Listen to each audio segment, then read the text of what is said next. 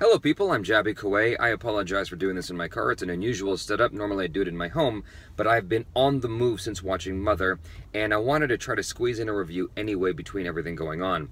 So I'm going to break this up into three parts. The first part is non-spoiler. The second part is a little bit of an explanation to help you in watching Mother if you would like that. And the third part is a full-on spoiler if I've got anything left to share in that part of this video. So the first part, non-spoiler, let me see if I can give you a brief explanation that you might assess from the trailer. I haven't actually watched the trailer. I watched the film after seeing like a weird teaser, because that was enough for me. It's Darren Aronofsky. I love Darren Aronofsky, just full disclosure. He's one of my favorite directors of all time, and so I was going to watch this movie no matter what. So let's see. Mother is about a woman who's married to a poet who's experiencing writer's block, and over the course of the film, there are uninvited guests that drive this woman, Jennifer Lawrence, kind of crazy. Why? I don't want to get into, but the entire film takes place in this house, and it's very intense. The film gets very intense, much in the style of Aronofsky. If you've been following Aronofsky's career, most of his movies are pretty darn intense, especially like Requiem for a Dream. I didn't watch Pi, but I've seen every film since Pi. I've seen Requiem and every film after that. So every single film of Darren Aronofsky's is pretty intense. I would say this is probably the most intense film from Aronofsky since Requiem for a Dream. I would put this on par with Requiem for a Dream. It's not as stylized as Requiem for a Dream. Requiem for a Dream was when Aronofsky was younger. He was experimental with the camera angles, trying out different things. Most of this movie is right here on Jennifer Lawrence's face. That's not a bad thing. It was this stylistic choice that I think was by design to make the audience feel what she felt, which is she felt kind of trapped the entire film. For the longest time, I thought she was agoraphobic. So I won't explain why I felt that, but that is a feeling that you kind of feel when you're watching the film, is like you just feel kind of suffocated. And I think that it's by design, and it's a good thing. So when I say good, I mean from like an artistic standpoint. I don't mean like good that she's feeling trapped. So that's the briefest, most non-spoiler explanation I can give. And there is a guy with a motorcycle right in front of me. It's like as soon as I start recording, that's when the noisiest things happen. So let me see if I can give you an explanation how to view this without giving too much away.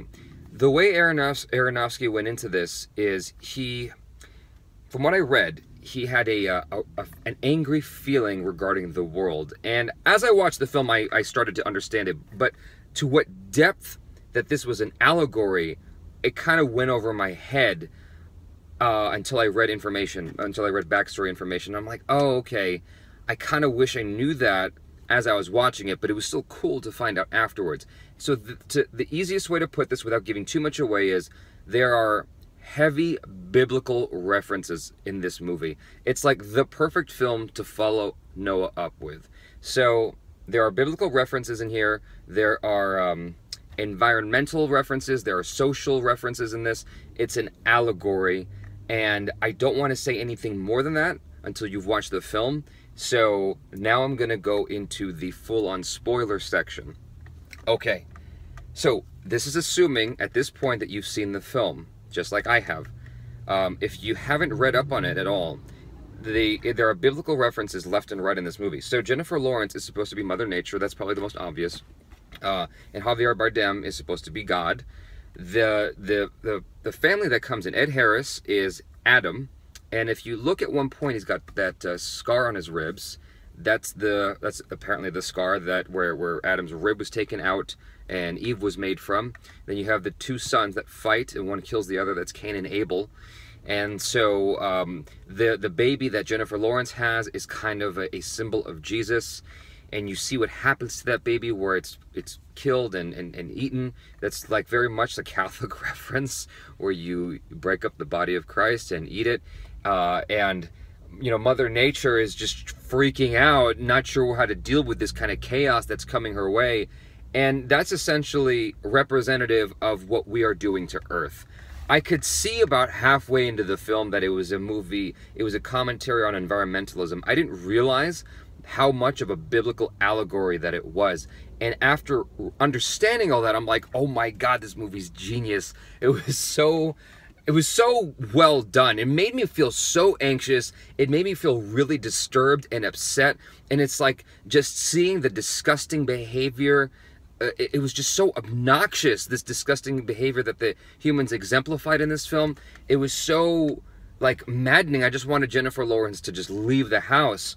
But when the film ended and then you see like it all starts over again, that's like the perfect way to kind of symbolize what happens with Mother Nature. It's like it kind of cleans itself out and then it starts all over again, and hopefully it's better when it's anew. And it's not the same thing all over again. I like the film. I don't know if it's a film I could watch a second time. It was so intense and really disturbing at times, but it was so well done.